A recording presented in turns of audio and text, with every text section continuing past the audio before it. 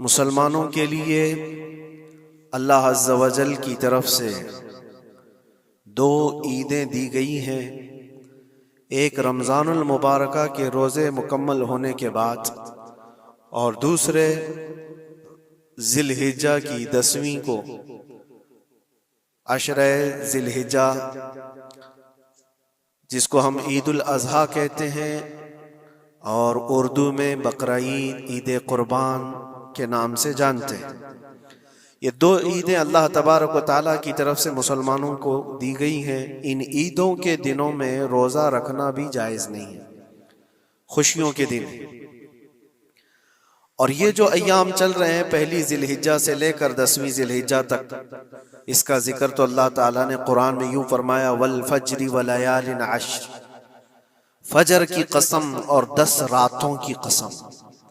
और वो 10 रातें कौन सी हैं? पहली ज़िलहिज्जा से लेकर 10वीं ज़िलहिज्जा तक की रात।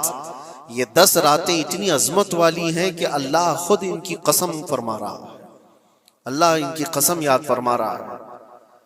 और इन अय्याम में जो आमाल किए जाते हैं अल्लाह की बारगाह में मकबूल होते हैं। ये हुर्मत वाले महीनों में से एक महीना है। ज़माने जाहिलियत में भी इन महीनों में जंग व जिदाल नहीं किया जाता था। कोई भी जंग चल भी रही हो तो ये महीने आते तो जंग रोक दी जाती थी, क्योंकि ये हुर्मत वाले महीने हैं। तो ज़िलहिज्जा के महीने में हम और आप अभी अपनी जिंदगी की सांसें ले रहे हैं, लेकिन कुर्बानी के मुताल्लिक जैसे कि लोगों के दिलो दिमाग में एक कॉन्सेप्ट और फिर फैलाया हुआ एक कॉन्सेप्ट और इस्लामी कॉन्सेप्ट, तीनों में क्या चीजों का फर्क है। इस्लाम कौन सी कुर्बानी चाहता है, लोगों ने क्या प्रोपेगेंडा फैलाया है और अवाम के जहन में क्या बैठा हुआ है, तीनों को हम थोड़ा सरसरी नजर से देखते हैं। सबसे पहली चीज तो ये है, इस्लाम जिस कुर्बानी की बात कर रहा है, कुरान में अल्लाह फरमाता है, लन यनालल्लाह लुहुमुहा वला दिमाउहा, न तुम्हारा गोश्त न तुम्हारा बहाया हुआ खून अल्लाह तक पहुंचता है, वलाकिन यनालुहु तक़वा मिनकुम, बल्कि उसके पीछे जो तुम्हारा तक़वा है वो अल्लाह तक पहुंचता है।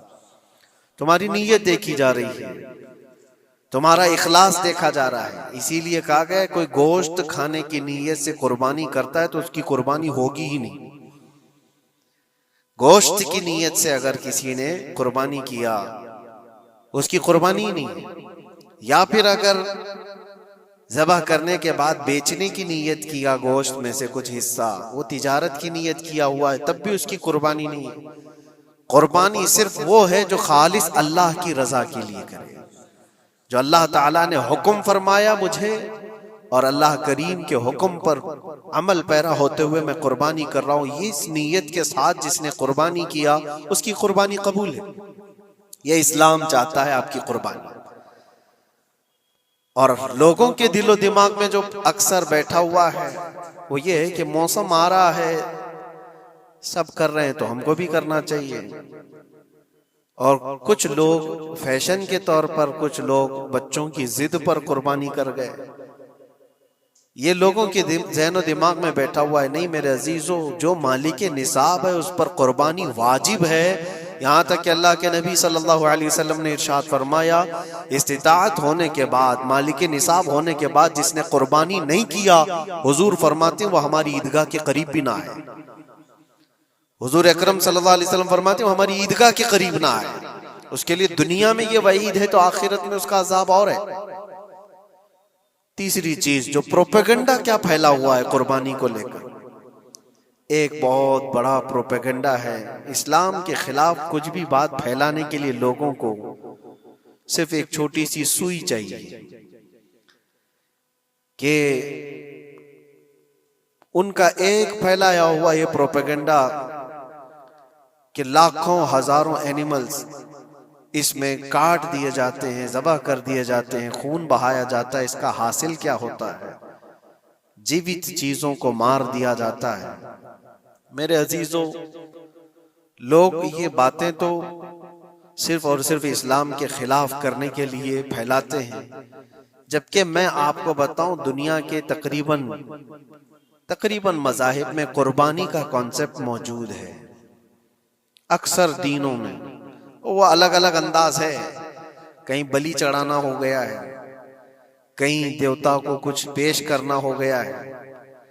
कुर्बानी का कई जगहों पर यह कॉन्सेप्ट मौजूद है, लेकिन कोई अपने गरेबान में झांकता थोड़ी ना, दूसरे के घर में झांकने की आदत ज्यादा होती है।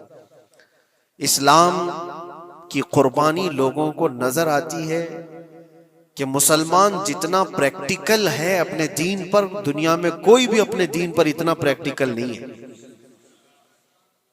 कोई भी अपने दीन पर इस तरह पाबंदी से अमल करने वाला मिलता नहीं। जलन इसी बात की तो है कि कोई पोस्टर नहीं लगाते, कोई ऐलान नहीं करते, और जुमा में पूरी सफे इनकी भरी नजर आती। कौन तुम्हें प्रचार करके जुमा में बुलाता है? वो खालिक कायनात की तरफ से तुम्हारा जो लगाव है, वो जो तुम्हें खींच कर घरों से मस्जिदों में लाता है। फितनों का दौर है, उसके बावजूद जुमा में कोई भी मस्जिद ऐसी नहीं होगी जो खाली पड़ी हुई।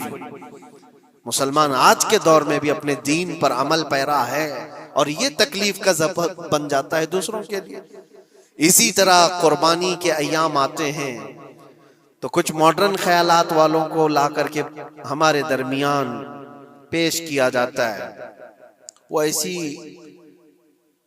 मीठी मीठी बातों के जरिए से तुम्हें लुभाने की कोशिश करें। इतने पैसे खर्चा करने के, 40,000 का 50,000 का बकरा लेने से बेहतर है किसी गरीब को मदद कर दिया जाए, किसी का घर बना दिया जाए, किसी का राशन पहुंचा दिया जाए। मियाँ वो साल भर हम करते हैं अल्हम्दुलिल्लाह, कुर्बानी के दिनों में ही क्यों? अल्लाह के नबी सल्लल्लाहु तआला अलैहि वसल्लम की हदीस सुन। हुजूर पाक सल्लल्लाहु तआला अलैहि वसल्लम फरमाते हैं, कुर्बानी के दिन यानी जिलहिज्जा की 10, 11 और 12, ये 3 दिनों के अंदर हुजूर फरमाते हैं कोई अमल दुनिया में कुर्बानी से ज्यादा अहमियत अल्लाह के नजदीक नहीं रखता। कोई अमल अल्लाह को इससे ज्यादा प्यारा नहीं है कुर्बानी। और एक बात मैं आपको बताऊं, लोग हमें जालिम की शक्ल में पेश करते हैं कि काट देते हैं, ज़बा कर देते हैं। हम अपनी मर्जी से अगर काटें, अपनी ख्वाहिश के लिए काटें तो हराम है, और जिसने खुद जान डाला है उसके हुक्म पर काटे तो ये हराम नहीं है, ये उसके हुक्म की फरमाबरदारी है। एक बात याद रखो, जानवर तो ये बकरा हो, भैंस हो, ऊंट हो, जिनकी कुर्बानियां होती हैं ये अलग। जो मछली खाते हैं उसमें भी अगर कोई इंटरटेनमेंट के लिए शिकार करता है कि अपनी तफरीह कल्ब के लिए, तो उस मछली का शिकार करना भी हराम है। हाँ, खाने की नीयत है, तिजारत की नीयत है, तो मकसद के तहत अगर मछली पकड़ रहा है तो उसके लिए जायज है। इस्लाम यूं ही किसी चीज की जान लेना और खून बहाने का हुक्म नहीं देता। अल्लाह तबारक व तआला का हुक्म है, और उसने कायनात को जिस अंदाज से बनाया है, इन जानवरों को अल्लाह ताला ने हमारे खाने के लिए बनाया है, जिसकी वजह से ये कुर्बान किए जाते हैं। और अगर मैं कहता हूं सारे जानवरों की कुर्बानी बंद करके देख लो, फिर जानवर ही रहेंगे, तुम्हारा रहना मुश्किल हो जाएगा। इस्लाम की ये कुर्बानियां तो साल में एक मर्तबा होती है ना, जो एक दिन की जाती हैं, 10वीं जिलहिज्जा से 12वीं को। अगर नौजवानों में एक दावत देता हूं, जाओ, आज तो AI का जमाना है, कुछ भी पूछो तो ला करके तुम्हारे सामने रख देगा सारा डेटा। जरा ये भी डेटा निकाल करके देख लो कि साल भर में KFC में कितनी चिकन ज़बा होते हैं पूरी दुनिया भर में पर डे। मैकडोनल्ड सिर्फ चिकन ही नहीं बेचता, गाय का गोश्त भी बेचता है पूरी दुनिया भर में, जिसको यहाँ पर भी बहुत सीने से लगा करके रखे गए हैं। पूरी दुनिया भर में उनका इस्तेकबाल है, क्योंकि अमेरिकन कंपनियां हैं, बाप दादा की कंपनियां हैं, इनको कोई आंख नहीं दिखा सकता। और इंटरनेट के डेटा के हिसाब से पर डे 68,000 गाय तो मैकडोनल्ड ज़बा करता है। पर डे की बात कर रहा हूं, साल भर की नहीं। साल भर इनका डेटा बहुत ज्यादा है, मिलियंस में है, और 1 बिलियन से ज्यादा चिकन वहां पर भी कुर्बान होती हैं, जो फ्राइड चिकन खाते हैं। ये तो एक कंपनी की बात कर रहा हूं, ऐसी बहुत सारी कंपनियां हैं। तो कभी किसी ने ये एतराज किया कि ये कंपनियां इतने जानवरों को ज़बह करती? नहीं, बकरीद के दिन सबके सींग नजर आते हैं, जानवरों की मोहब्बत उमड़ उमड़ करके आती है। साल भर जो कुर्बान हो रहे हैं, कभी किसी ने ऑब्जेक्शन नहीं किया कि ये सारे आउटलेट्स बंद क्यों नहीं कर दिए जाते, ये सारी दुकानें क्यों नहीं बंद कर दी जाती जो साल भर ज़बह कर रहे हैं। हाँ, हो सकता है मैकडोनल्ड यहाँ नहीं ज़बह करता गाय को, क्योंकि यहाँ पता है हालात सही नहीं है, लेकिन दूसरी जगह पर जाकर देखें, सब जगह पर बीफ आसानी से उनके यहाँ मिलता है। मैं ये बातें सिर्फ और सिर्फ ये इसलिए कह रहा हूं, फैलाया हुआ प्रोपेगेंडा क्या है, जानवरों से मोहब्बत ये सिखाएंगे हमें। अल्लाह के नबी सल्लल्लाहु तआला अलैहि वसल्लम फरमाते हैं, बनी इसराइल की एक खातून को मैंने जहन्नम में देखा। किस बुनियाद पर? फरमाते हैं वो इबादत गुजार थी, जाहिदा थी, परहेजगार थी, लेकिन एक बिल्ली पाली हुई थी और उसने कभी इबादत करनी होती तो 2-2 दिन 3-3 दिन तक अपने कमरे में गोशा नशीन हो जाती थी अकेली, और उसने अपनी बिल्ली को एक जगह पर गले से रस्सी लगाकर बांध दी और 3 दिन तक वो अपनी इबादत में रही, मसरूफ रही। और 3 दिन के बाद उसे ख्याल आया तो जाकर देखी बिल्ली मर चुकी थी। हदीस पाक में, सही हदीस है, अल्लाह के नबी सल्लल्लाहु अलैहि वसल्लम फरमाते हैं, सिर्फ इस बुनियाद पर अल्लाह तबारक व तआला वो इबादत करने वाली औरत को जहन्नम में भेज दिया। जो मेरी मखलूक पर रहम नहीं करता वो रहम के काबिल नहीं है। ये सिखाएंगे हमें जानवरों पर रहम करना। हम जिस जानवर को ज़बह करते हैं वो अल्लाह के हुक्म से करते हैं, उसके अलावा किसी भी जानवर को जुल्म करना, अल्लाह के नबी सल्लल्लाहु तआला अलैहि वसल्लम की हदीसों में से ये है कि जानवर पर जुल्म करना जिम्मी पर जुल्म करने से बड़ा है। और जिम्मी क्या है? जिम्मी वो जो मुसलमानों के मुल्क में अमन के साथ रहने के लिए रिक्वेस्ट किया हुआ हो और इस्लामी हुकूमत उसे अमन दी हुई हो। और अल्लाह के नबी सल्लल्लाहु अलैहि वसल्लम फरमाते हैं, मुसलमान पर जुल्म करने से ज्यादा बड़ा जुल्म जिम्मी पर जुल्म करना है, और उससे बड़ा जुल्म जानवर पर जुल्म करना है। ये मेरे आका के फरमान है। नबी अकरम सल्लल्लाहु अलैहि वसल्लम ने फरमाया वो रहमतुल लिल आलमीन है। और एक बड़ी बात मैं आपको बताऊं, जो ये फैलाया जाता है कि जानवरों पर जुल्म जुल्म, सैयदना इमाम गजाली रहमतुल्लाह तआला अलैह की एक बात मैं पढ़ रहा था, हुज्जतुल इस्लाम, जिनकी किताबें पढ़ करके लोग अल्लाह के वली बन गए। इमाम गजाली का नाम सुना है? इतनी किताबें उन्होंने लिखा, तसव्वुफ के इमाम हैं, इल्म कलाम के इमाम हैं, मंतिक के इमाम हैं, फिक़ह व तसव्वुफ के इमाम हैं, बेशुमार उलूम व फनून के दरिया बहाए हैं।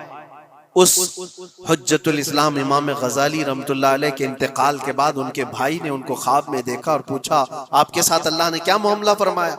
इमाम गजाली फरमाते, अल्लाह ने मुझे बख्श दिया, मेरी लिखी हुई किताबें, मेरी इबादतें, हजारों को जो मैंने पढ़ाया वो शागिर्द, ये सारी चीजों की वजह से नहीं, बस एक काम की वजह से। पूछा वो कौन सा काम? कहा एक बार मैं किताब लिख रहा था और सियाही में कलम डुबो करके लिखा जाता था, और सियाही जो बनती थी वो फलों के रस से निकाल करके, और लकड़ी का कलम उसमें डुबो करके लिखा जाता था। तो मैं लिख रहा था कि एक मक्खी आकर सियाही पर बैठ गई। मैं अपना कलम रोक लिया कि हो सकता है वो प्यासी हो, पी कर चली जाए। काफी देर तक वो मक्खी उस सियाही पर बैठी रही, और पी करके जब वो उड़ गई तो फिर मैं अपना कलम चलाता रहा। ये बात तो जिंदगी में आई और गई, मैंने तो इसको छोटा समझा था, लेकिन मेरी मौत के बाद रब तबारक व तआला ने मुझे उठाकर फरमाया, जिसने मेरी छोटी मखलूक पर रहम किया, बस इस नेकी की बुनियाद पर मैं तुझे जन्नत अता करता हूं। एक जानवर पर रहम करने की बुनियाद पर, एक जानवर पर रहम करने की बुनियाद पर। और हदीस पाक में, सही हदीस पाक में ये भी है, एक तवाइफ थी जिसने मरते हुए कुत्ते को बचाया था पानी पिलाकर, और उस बुनियाद पर उसकी बख्शिश हो गई। तवाइफ थी और रहम किया जानवर पर तो उसकी बख्शिश हो गई।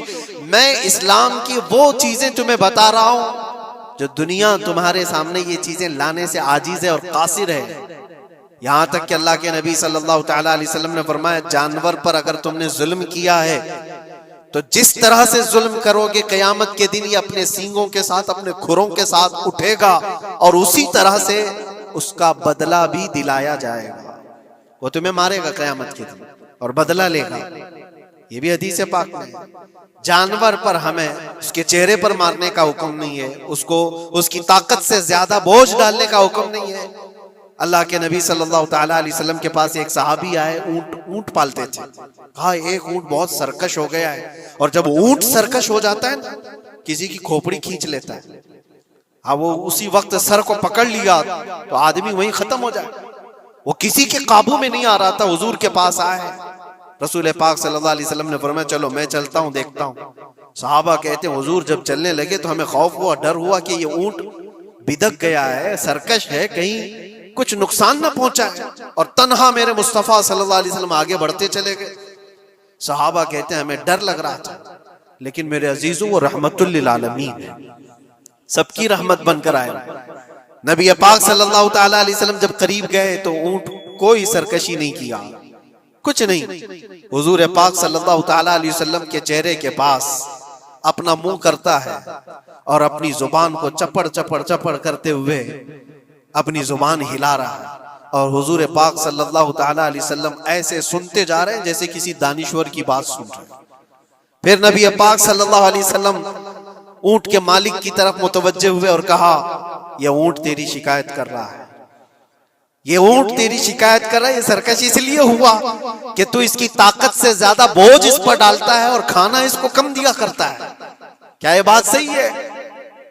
वो जो बद्दू थे, जो ऊंट के मालिक थे, उन्होंने चेहरा झुका लिया और कहा वादा करता हूं हुजूर पाक सल्लल्लाहु अलैहि वसल्लम से कि उससे ज्यादा, उसकी ताकत से ज्यादा बोझ नहीं डालूंगा और उसका चारा, उसके खाने का इंतजाम रोजाना किया करूंगा।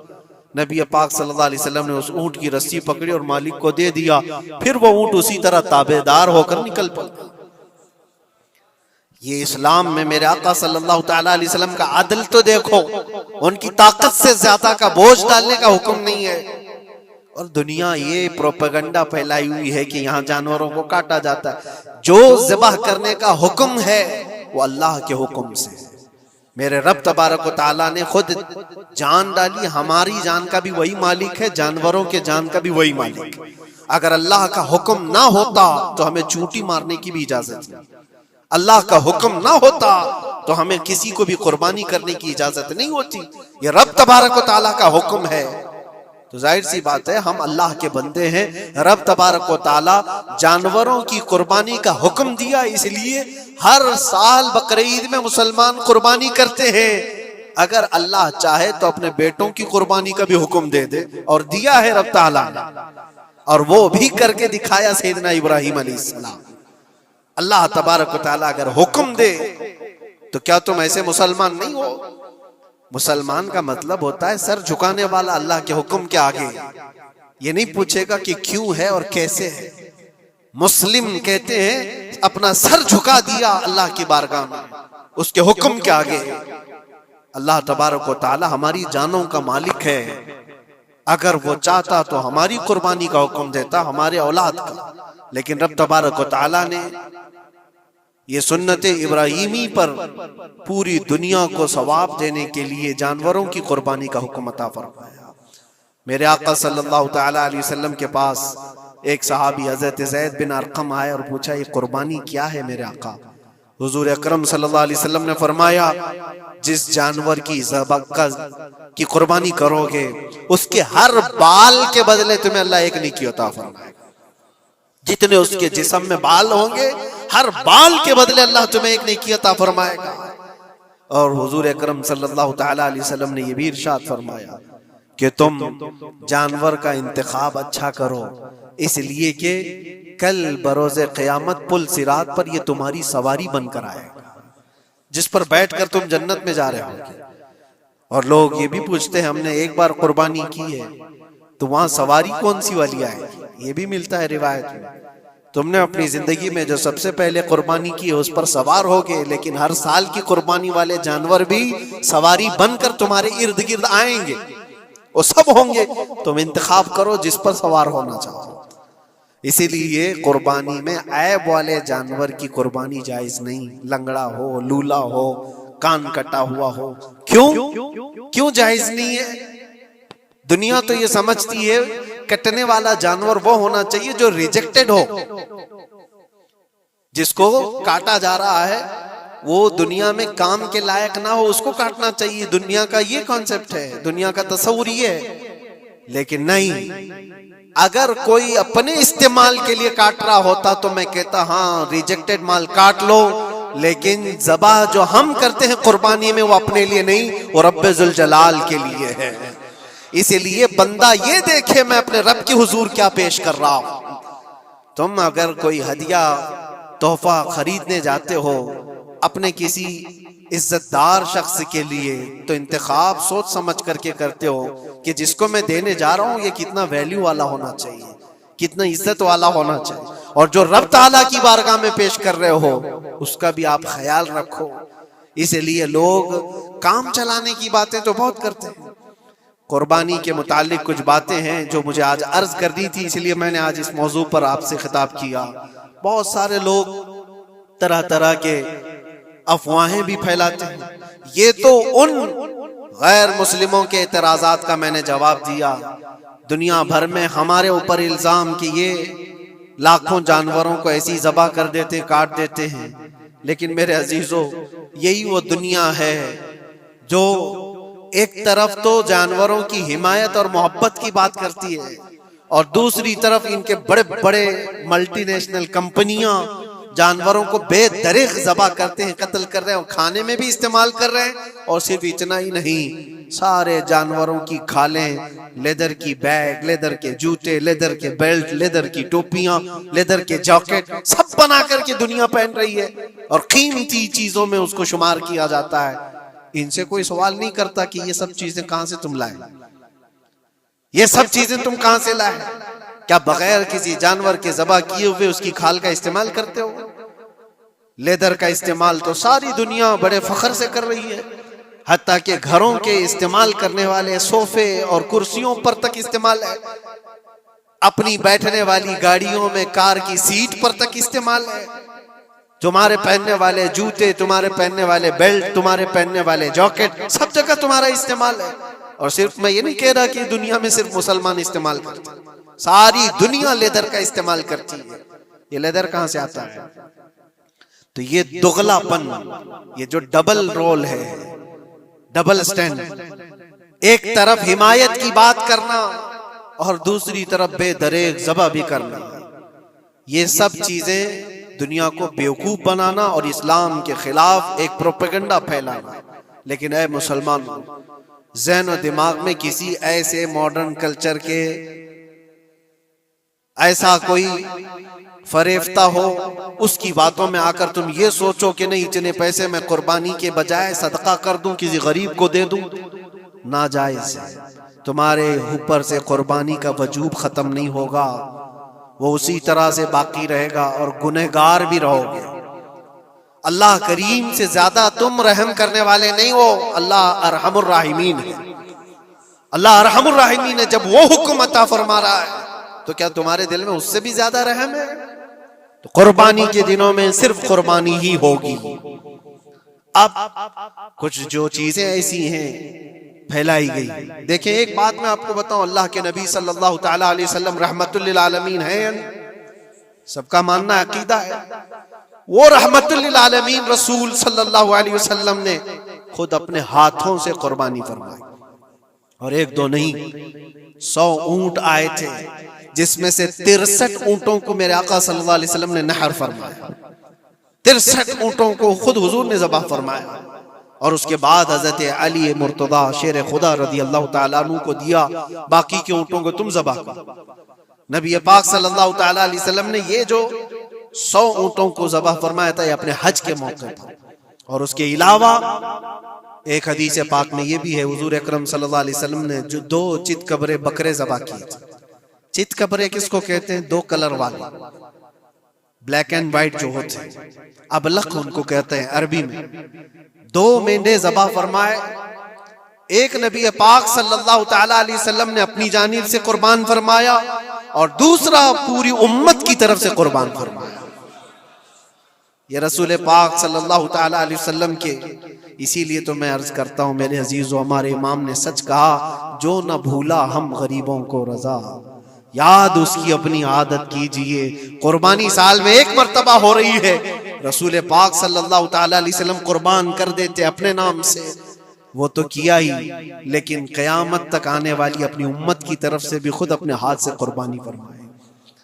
आज उम्मत ये पूछती है मेरे अजीजों, कुर्बानी के लिए 1400 साल पहले तुम्हारे रसूल ने तुम्हारी जानिब से कुर्बानी की, और अल्लाह ने जिसको इस्तिताअत दी, जिसको ताकत दी, मैं ये चाहता हूं कि तुम्हारे ऊपर जो कुर्बानी वाजिब है, अपनी कुर्बानी करो, साथ में एक और कुर्बानी मेरे मुस्तफा की तरफ से करो, हुजूर अकरम सल्लल्लाहु अलैहि वसल्लम की तरफ। जबकि उनके एहसान का बदला पूरी उम्मत नहीं अदा कर सकती, लेकिन हम हदीये तशक्कुर के तौर पर अपनी तरफ से पेश कर सकते हैं।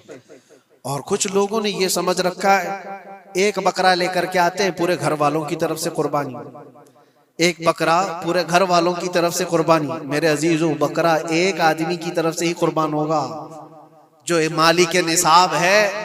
घर में अगर 4 लोग माली के निसाब है तो चारों पर कुर्बानी है, शोहर पर भी, बीवी पर भी, बेटे पर भी, जो जो माली के निसाब है। माली के निसाब का मतलब क्या है आप जानते हैं? जिसके पास 52.5 तोला चांदी या 7.5 तोला सोना या उसके बराबर की कीमत हो, दोनों में से किसी एक के बराबर की कीमत हो। इस जमाने में आप कैलकुलेट कर लो 52.5 तोला चांदी की कीमत क्या हो सकती है। उतनी अगर तुम्हारे पास रकम है, उतनी मालियत है तुम्हारे पास, तो तुम मालिक के निसाब हो और तुम्हारे ऊपर कुर्बानी वाजिब है। कुर्बानी तुम्हारे ऊपर वाजिब है, और कुर्बानी वाजिब होने के लिए साल भर पैसे होना जरूरी नहीं, कुर्बानी के दिनों में अगर वो मालिक के निसाब हुआ तब भी उस पर वाजिब है। ज़कात का हुक्म अलग है, कुर्बानी का हुक्म अलग है। और पूरे घर की तरफ से एक बकरा कुर्बान किया तो किसी का भी नहीं हुआ। अगर 4 लोग घर में रहते थे और चारों की तरफ से एक बकरा ज़बा किया और चारों का नाम लिया गया है, तो किसी के नाम से कुर्बानी नहीं हुई, क्योंकि पर्टिकुलर एक ही की तरफ से कुर्बानी हो सकती है। हाँ, बड़े जानवर में 7 हिस्से हो सकते हैं, वो ऊंट हुआ या बैल भैंस, ये जो बड़े जानवर हैं, इन जानवरों में 7 हिस्से हो सकते हैं और उनमें शरीक होना जायज है। लेकिन 7 लोग जो शरीक हो रहे हैं उनके लिए भी शर्त है, कोई एक बंदा भी उसमें गलत अकीदे वाला भी ना हो और गोश्त की नीयत से शरीक ना हुआ हो, बल्कि सब कुर्बानी की नीयत से आए हों तो सबकी कुर्बानी होगी। ये ख्याल भी रहे, जरूरी है। अब हालात ऐसे आ गए कि सबके लिए एक बकरा लेना अगर ताकत के भर नहीं है, इस्तिताअत नहीं है, तो वो बड़े जानवर में हिस्सा ले सकते हैं जहां पर ये कुर्बानियां हो रही हैं, शरीक हो सकते हैं। कुछ लोगों ने ये प्रोपेगेंडा भी फैलाया है हमारे दरमियान में से कि बड़े की कुर्बानियां जो होती हैं, इज्तिमाई कुर्बानियां, ये जायज नहीं है, आदमी को अपनी कुर्बानी के वक्त सामने होना जरूरी है। ऐसी बातें फैलाई गई हैं। मैं आपको हदीस पाक सुनाता हूं। अल्लाह के नबी सल्लल्लाहु ताला अलैहि वसल्लम ने इरशाद फरमाया हजरत फातिमा से, कहा है फातिमा, अपनी कुर्बानी के वक्त सामने रहो, कुर्बानी के खून का कतरा जमीन पर गिरने से पहले अल्लाह ताला तुम्हारे पिछले सारे गुनाह माफ फरमाएगा। हदीस पाक है। लेकिन साथ में दूसरी हदीस ये भी है, नबी पाक सल्लल्लाहु ताला अलैहि वसल्लम ने अपनी कुर्बानी का वकील हजरत अली को बनाया था, कि अपनी नियाबत दे दी कि मेरी तरफ से तुम कुर्बानी करो। इस तरह से जो मुसलमान इस्तिताअत नहीं रखता खुद करने की, वो अपनी जानिब से किसी दूसरे को वकील बना सकता है, शरअन जायज है।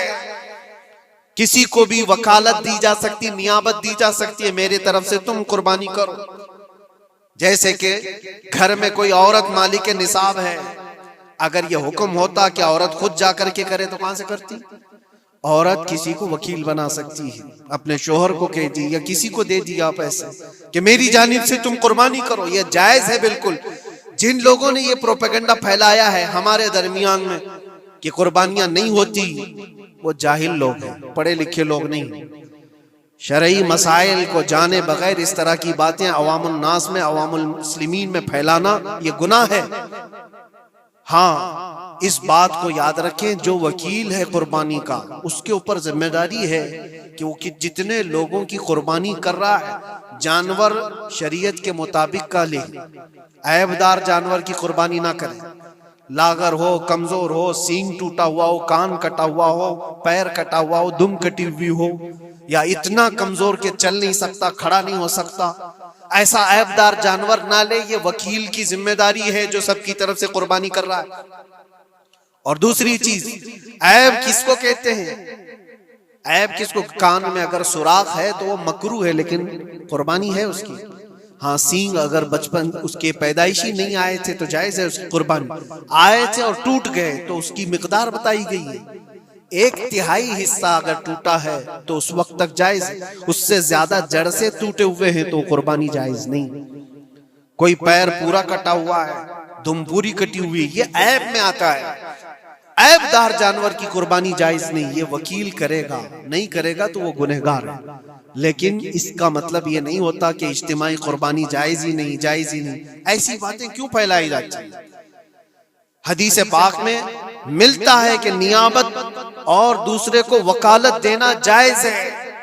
अब कुछ लोग ये भी फैलाते हैं कि कुर्बानी के जो हिस्से लिए जाते हैं, गोश्त दिया जाए तो उसकी कीमत अलग होती है, गोश्त ना लो तो उसकी कीमत अलग होती है। सब फैली हुई चीजें हैं। उसका रीजन भी पता करना चाहिए। ऐसी बगैर इल्म के बात करने से 4,000-5,000 रुपए का एक हिस्सा आता है अगर शहर में कोई बड़ा जानवर ज़बह करे, क्योंकि महंगा मिलता है बैल। और बाहर जब जाकर के कोई ज़बह कर रहा है तो वही एक हिस्सा 1,500 रुपए में 2,000 में हो जाता है। तो कुछ लोगों को ये गलत फहमी फैलाई जाती है कि ये लोग करते ही नहीं है और ऐसे ही पैसे वसूलते हैं। ऐसा नहीं। दूर दराज कुछ इलाके ऐसे हैं, बंगाल है, उड़ीसा है, और भी कई इलाके बिहार के, जहां पर बड़े जानवर निहायत ही सस्ते दाम में मिलते हैं। बल्कि वहां पर जानवरों की कीमत सिर्फ 5,000, 6,000 और 10,000 के नीचे होती है, बड़े जानवरों की, जो हमने देखे हैं। वहां जाकर कुछ तंजीमें कुर्बानी करती हैं। अगर वो सही तरीके से शरीयत के मुताबिक जानवर लेकर के कर रहे हैं तो कोई हर्ज नहीं। चाहे वो 200 रुपए हिस्से में भी करता हो, कोई हर्ज नहीं। कीमत मैटर नहीं करती, जानवर मैटर करता है। कीमत चाहे जितनी भी हो रही हो। इस चीज को आज वजाहत करना जरूरी था, इसलिए मैंने आपके सामने बयान किया। गलत फहमियों में ना फैले, गलत फहमियां ना फैलाएं, खुद भी बचे। हाँ, अफजल क्या है? अफजल तो ये है कि अल्लाह ने तुम पर वाजिब किया, तुम जाओ अपने हाथ से करो, तुम जाओ। क्योंकि हदीस पाक में मिलता है कि तुम अपने हाथ से कुर्बानी करो अगर ताकत रखते हो।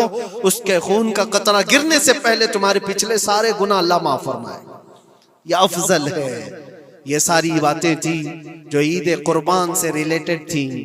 अल्लाह करीम हम सबको उसकी रजा के लिए कुर्बानी करने की तौफीक अता फरमाए। लेकिन साथ में एक बात ये भी याद रखें, जब बंदा कुर्बान कर रहा होता है तो उसके अंदर ये नीयत भी हो, जैसे सैयदना इब्राहीम अलैहिस्सलातु तस्लीम को अल्लाह ताला ने क्या फरमाया था?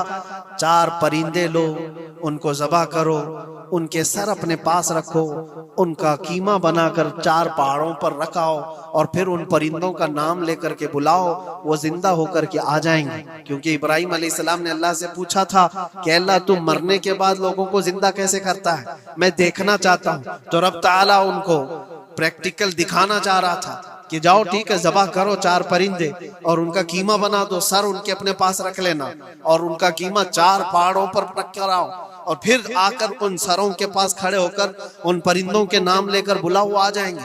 इब्राहीम अलैहिस्सलाम ने इसी किया। 4 परिंदे लिए थे। क्या क्या लिए थे आपको मैं बताऊं। एक मुर्गा था, एक कौवा था, एक कबूतर था और एक मोर था। परिंदों के नाम याद रख लें। कौवा है, मुर्गा है, कबूतर है और मोर है। चारों को ज़बह किया, उनके सर अपने पास रखे और जिस्म के सब कीमा बना दिया और 4 जगह पर मिक्स करके उनको रखा है। फिर आकर यहाँ खड़े हुए और पुकारा उन परिंदों का नाम लेकर, अल्लाह के हुक्म से आ जाओ। वो कीमा हवा में उड़ा, जिस्म बना और वैसी बगैर सर के उड़ता हुआ आया और अपने अपने सर से जुड़ करके वो जिंदा परिंदा हो गया। कुरान पाक में ये है मौजूद। तीसरे पारे में रब तबारक व तआला ने फरमाया वइज़ क़ाल इब्राहीम रब्बी अरिनी कैफ़ तुह्यिल मौता क़ाल अवलम तुअमिन क़ाल बला क़ाल वलाकिन लियत्मइन्न क़ल्बी क़ाल फ़ख़ुज़ अर्बअतम मिनत-तैर फ़सुरहुन्न इलैका थुम्मा इजअल अला कुल्लि जबलिन मिनहुन्न जुज़अन थुम्मा उदउहुन्न यअतीनका सअया वअलम अन्नल्लाह अज़ीज़ुन हकीम। ये अल्लाह तबारक व तआला ने पूरा कुरान में फरमाया कि इब्राहिम अलैहिस्सलाम ने ये जो किया। अब सुनिए, सब सनाबिल शरीफ में मीर अब्दुल वाहिद बिलग्रामी रहमतुल्लाह अलैह लिखते हैं कि 4 परिंदों का जो इंतखाब हुआ था ना, 4 परिंदे जो चुने गए थे, कौन से थे? कौवा, मुर्गा, कबूतर, मोर। असल में जो है इनकी हर एक की एक खासियत है। कौवा लालची बहुत होता है, कौवा लालची बहुत होता है। मुर्गा उसके अंदर शहवत बहुत ज्यादा है, औरत की ख्वाहिश, मुर्गे के अंदर ख्वाहिश शहवत ज्यादा होती है। और कबूतर के अंदर दोस्ती करने की आदत ज्यादा होती है, जल्दी दोस्ती करता है। और मोर के अंदर दिखावे की आदत ज्यादा होती है, अपनी खूबसूरती का इजहार बार बार करता है। तो ये 4 चीजें उनके अंदर है, ये 4 परिंदों के अंदर। सूफिया इकराम फरमाते हैं दर हकीकत आपको हुक्म था इन जानवरों को ज़बा का नहीं था, कौवे की लालच को ज़बा करो, मुर्गे की शहवत को ज़बा करो, और बिना वजह के कबूतर की जो दोस्ती है हर आयरे गैरे से, इस दोस्ती के को कता करो, और मोर के दिखावे की आदत को ज़बा करो। ये 4 बुरी आदतों को ज़बा करो तो अल्लाह की कुदरत के मुशाहिदे देखने मिलेंगे। दर हकीकत वहां पर सूफिया इकराम में फरमाते हैं, और यही बात है कि शैतान को जब कंकरियां मारने के लिए हुज्जात जाते हैं, वो तो एक पिल्लर है जिसको कंकरियां मारते हैं, वहां एक पिल्लर है, उस पिल्लर को कंकरियां मार करके आते हैं। लेकिन मेरे अजीजों, तसव्वुर ये होनी चाहिए जिंदगी भर जो शैतान मुझे बहकाता है मैं उसको कंकरियां मार रहा हूं। अगर तुम्हारी नीयत साले हुई और कंकरी लग गई तो यकीनन जिंदगी भर शैतान की शरारतों से महफूज हो जाओ।